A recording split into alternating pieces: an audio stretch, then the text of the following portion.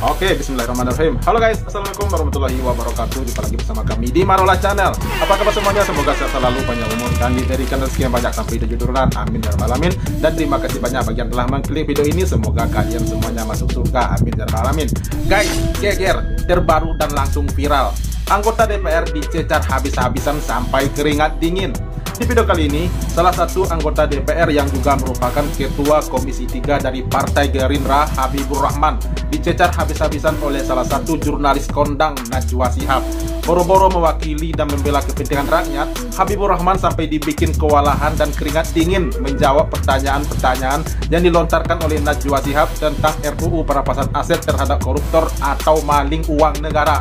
Sementara itu, Presiden Prabowo juga makin gencar untuk menaikkan gaji para hakim di level tertinggi untuk meminimalisir dan mencegah terjadinya korupsi atau maling uang negara juga. Hal tersebut sampai mendapat kritikan pedas oleh para netizen yang menganggap Prabowo lebih memanjakan para pejabat daripada rakyat yang kelaparan dan pengangguran. Wow, mantap, luar biasa. Ini semakin panas ini guys ya. Nah, penasaran? Tolong disimak sampai selesai dan jangan skip biar nggak gagal paham. Nah, cepat videonya, ini dia. Let's go. Yeah, let's go. Kita barang perlu izin pengadilan, tapi untuk menahan dirasa tidak perlu izin pengadilan. Ya. Jadi berarti barang lebih berharga daripada nyawa manusia. Nah, itu logika fatalistik. Saya cuma kasih lebih contoh berharga bagaimana daripada dulu. nyawa Ini manusia. contoh, Iya, contoh. saya nanggapi itu Silakan, logika yang Bang dibangun secara fatalistik untuk memanipulasi. Ya kan, Anda ingin memanipulasi. Biasanya yang manipulasi Ya kan? politisi sih. Enggak. Lah, kok malah- Anda juga bisa jadi politisi, kan nggak tahu siapa yang politisi di sini. Oh, yang jelas yang pakai Bang Garuda sih. formal. Kalau kita bicara itu, Bang. Yang jelas politisi Kalau pegang kita kartu bicara tanda itu anggota, yang substansi itu Bang gitu. Habib. Iya. Tapi secara Tapi maksudnya substansi gini, Anda juga enggak. itu- Iya, dulu saya jawab dulu. Oke. Soal analogi yang keliru itu, ya kan? Kelirunya ya? gimana? Tolong luruskan kalau Ya. keliru. Kalau apa namanya, barang izin, ya kan ya. Kalau orang nggak harus izin. Ya. Tapi kita bukannya mempermudah orang ditahan loh. Kita punya cara lain untuk tidak mudah orang ditahan. Kita bikin kriterianya. Kan kekhawatirannya ini intinya adalah soal kejelasan kriteria penahanan. Jangan orang ditahan sewenang-wenang tanpa kriteria yang jelas. Allah. Jadi bukan kami mengabaikan. Bentar guys. Jadi kalau maling itu, koruptor itu yang tertangkap harus ada kriterianya untuk ditahan gitu ya. Ini anggota dewan yang nggak mewakili rakyat sama sekali ini ya. Ini benar-benar nggak bermutu banget ini. Iya, saya Dengan tahu. nanti dulu udah belum selesai. Bukan mengabaikan atau merendahkan orang dibanding barang, enggak. Dia punya pengaturan yang berbeda-beda. Pengaturan soal orang lain, caranya Ada pengaturan kriterianya soal gitu. barang lain. Dan tampaknya pengaturan soal barang lebih ketat dibandingkan pengaturan soal manusia. Buktinya soal barang enggak harus juga. diuji di pengadilan. Soal manusia tidak perlu diuji di pengadilan, cuma perlu tambah kriterianya. Seperti itu kan? Iya ya. Waduh. Andai kan semua anggota dewan, anggota DPR seperti dia ini ya, Habibur Rahman ini, hancur negara ini guys. Jadi lebih berharga barang daripada nyawa manusia, makanya perampasan aset terhadap koruptor sampai saat ini nggak berani mereka mengesahkannya gitu ya. Nah jadi jika mereka dikatakan anggota dewan, anggota DPR yang mewakilkan rakyat, sama sekali rakyat yang terwakilkan oleh orang ini nih, oleh anggota DPR, apalagi dia nih yang baru saja bikin statement ya. Jadi harus ada kriterianya untuk para koruptor yang ditangkap. Jadi gitu. Waduh, bangsat sekali ini. Kaget. Peringatan keras Ustadz Adi Hidayat kepada para anggota DPR yang tidak becus bekerja. Mohon maaf dengan kata-kata ini, tapi ketika Anda mengatakan sebagai wakil rakyat, saya wakil rakyat, kami tidak pernah mewakilkan kepada Anda untuk berbuat tindakan-tindakan yang melanggar hukum, norma, dan etika. Semoga ini bukan hanya menjadi satu berita yang ramai dan selesai. Ya, saya berharap ada koreksi internal di dalam, perenungan mendalam, dan saya mohon pada elit-elit bangsa, di bangsa mau dibawa kemana? Negara mau diarahkan kemana? Ya, jadi jangan sampai rakyat hanya menjadi objek dari permainan elit-elit politik. Dan ini mungkin statement saya yang agak tegas terkait ini, karena Anda ketika ada gaduh di masyarakat, Anda meminta ulama, tolong teduhkan, tolong bantu kami. Tapi ketika kami hadir membantu, Anda berbuat ulah. Kenapa?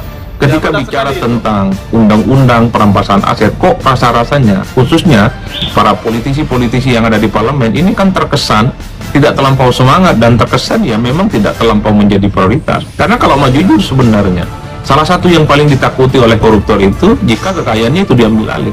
Salah satu yang paling ditakuti oleh koruptor itu jika mereka dimiskinkan, aset-aset mereka itu kemudian disita. Hidup Jokowi! Hidup Jokowi! Jadi Pak Prabowo itu nggak ngerti apa-apa. Asli. Jadi makanya ya guys, makanya sampai saat ini anggota dewan, anggota DPR itu nggak berani mengesahkan RUU perampasan aset terhadap koruptor gitu ya. Jadi aduh gimana nih mau dibawa kemana di bangsa ini guys jika semua anggota dewan yang mewakilkan rakyat katanya yang mewakilkan penyambung tangan rakyat gitu ya, sementara mereka tidak sama sekali mendengarkan aspirasi rakyat dan mementingkan urusan rakyat gitu. Nah benar-benar kacau. Mending bubarkan aja itu DPR, nggak guna itu. Pak Prabowo itu nggak ngerti apa-apa. Termasuk Pak Prabowo itu tidak tahu bahwa masyarakat itu kesakitan, kelaparan, susah untuk mendapatkan pekerjaan, stres terhadap gajinya sendiri. Itu adalah penderitaan dari rakyat Indonesia. Pak Prabowo mohon dengarkan itu. Indonesia itu sedang menderita. Masyarakat Indonesia, rakyat Indonesia itu mudik aja kemarin kesulitan karena THR-nya tipis, banyak yang dipecah. Ada ratusan juta rakyat Indonesia yang sakit hati, yang susah hidup, yang miskin dan kelaparan. Lalu Pak Prabowo tidak berempati kepada mereka, tidak bersimpati pada mereka, tidak melihat mereka, tidak melihat penderitaan mereka. Sedangkan koruptor itu kasihan kan tidak adil kalau anak istrinya juga dirampas. Artinya Pak Prabowo melihat dengan mata kepala sendiri koruptor itu dan keluarganya. Makanya Pak Prabowo bersimpati. Tetapi kepada rakyat Indonesia Pak Prabowo sama sekali tidak melihatnya. Benar, setuju, Dan kita akan setuju maju itu. terus. Biar anjing menggonggong, kita akan maju terus. Kita akan bangun masa depan yang gemilang. Hidup Jokowi!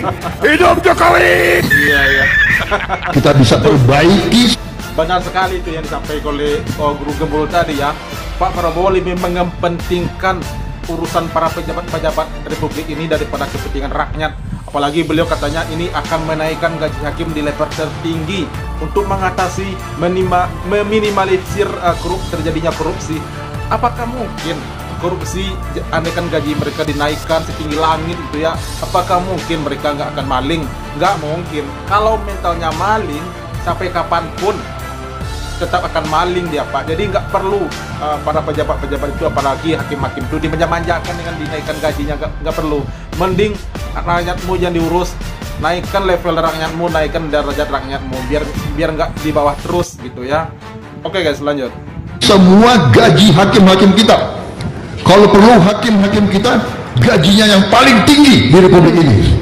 Kalau perlu. Dan ini bukan saya ngarang, saya belajar dari negara lain.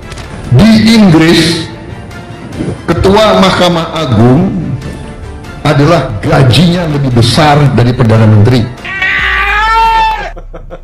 Mau melanggar tapi tetap bebas? Cukup ketik Rex spasi Pak Hakim spasi 60 miliar. Transfer sekarang juga. Keburu ketahuan. Di tengah gonjang ganjing kasus suap, Mahkamah Agung mendukung rencana kenaikan gaji hakim agar hakim makin bermartabat dan berintegritas. Mantap. Biar hakim tidak korupsi, tinggal naikin gaji. Pertanyaannya, akankah solusi ini berlaku untuk semua profesi? Agar rakyat tidak mencuri, pengangguran digaji. Biar pekerja termotivasi, UMR jadi lebih tinggi.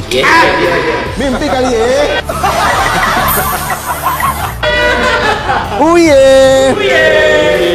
Kita sepakat gaji layak itu penting, tapi kalau niatnya dari awal bukan mengabdi, pakai hati yang bersih, mau dikasih gaji segede APBN juga tetap aja nyuri. Iya, yang namanya masalahnya maling bukan kita isi maling rekening, gitu. tapi isi nurani. Naikin gaji buat cegah suap, ibarat naikin uang jajan anak nakal, biar gak nyolong.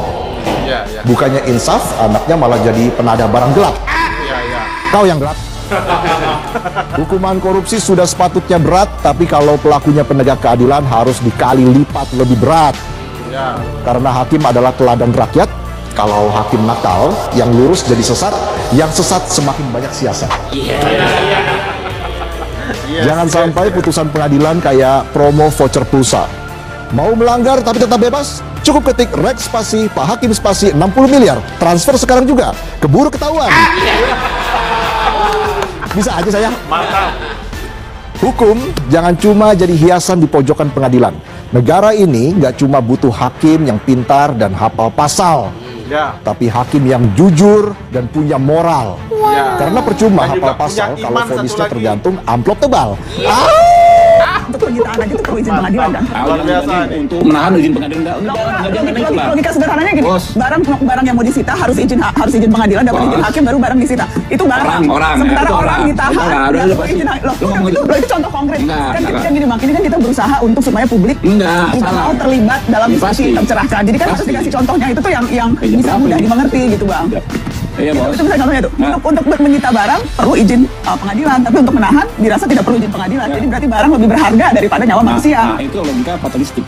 Saya cuma kasih contoh bagaimana Nanti dulu, kemudian Oh, berbeda. jadi Itu contoh. logika dia nih benar nih guys. Itu logika yang dibangun secara fatalistik untuk Ini memanipulasi. anggota dewan apaan macam ini nih? Biasanya yang manipulasi Ya, kan? politisi sih. Enggak. Anda juga bisa jadi politisi, kan nggak tahu siapa yang politisi di sini. Oh, yang jelas yang pakai Ini kan punya politisi. yang jelas politisi Kalau kadang-kadang kita bicara pertanyaan itu yang itu substansi, bakal beda. ada sejak nanti Anda juga. Enggak, ini ntar dulu saya jawab dulu. Oke. Soal analogi yang keliru itu, ya kan? Kelirunya ya? gimana? Tolong luruskan kalau Ya, keliru. kalau apa namanya barang Coba izin, kau jelaskan ya kan, ya? itulah. Kalau orang nggak harus izin. Ya. Tapi kita bukannya mempermudah orang ditahan loh, anak. Kita punya cara lain untuk tidak mudah orang ditahan. Kita bikin kriterianya. Kan kekhawatirannya ini intinya. Untuk adalah- tidak mudah orang Kekhawatirannya ditahan adalah guys ya. Tolong sebentar guys, sebentar. Tolong disimak. Untuk tidak mudah orang ditahan, jadi ada kriterianya. Tolong disimak nih. Untuk tidak mudah orang ditahan, bukan untuk supaya mudah orang ditahan gitu ya. Untuk tidak mudah orang ditahan dan ini kriterianya kata si anggota dewan ini nih. Kejelasan kriteria penahanan. Jangan orang ditahan sama orang tanpa kriteria yang jelas. Itu kan. Jadi harus ada kriterianya. Jangan ada Kalau mau kesenangan ditahan. untuk menahan orang. Oke. Karena itu harus dibikin jelas aturan mainnya. Oke. Sistemnya. Ini bukan kami mengabaikan. Aduh, saya banget nggak selesai. Mungkin kalau pengen video lengkapnya mungkin ada tuh di channelnya Mbak Najwa Shihab ya. Jadi kesimpulannya, orang ini sebagai anggota dewan, sebagai perwakilan rakyat, benar-benar sama sekali tidak mewakilkan ini. Kalau menurut saya pribadi ya, orang ini sama-sama sekali tidak mewakilkan.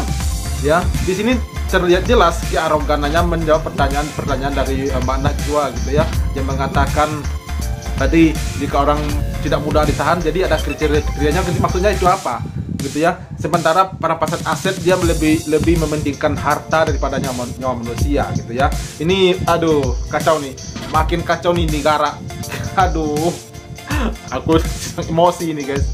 Aduh, silakan guys, aku nggak sanggup lagi nih lanjutinnya ya. Tolong di komen bagi yang ingin berkomentar tentang orang ini nih, tentang anggota DPR. Tolong di komen di bawah ya. Nah, terima kasih banyak bagi yang telah menonton dan sampai jumpa lagi di video berikutnya. Thank you. Thanks for watching.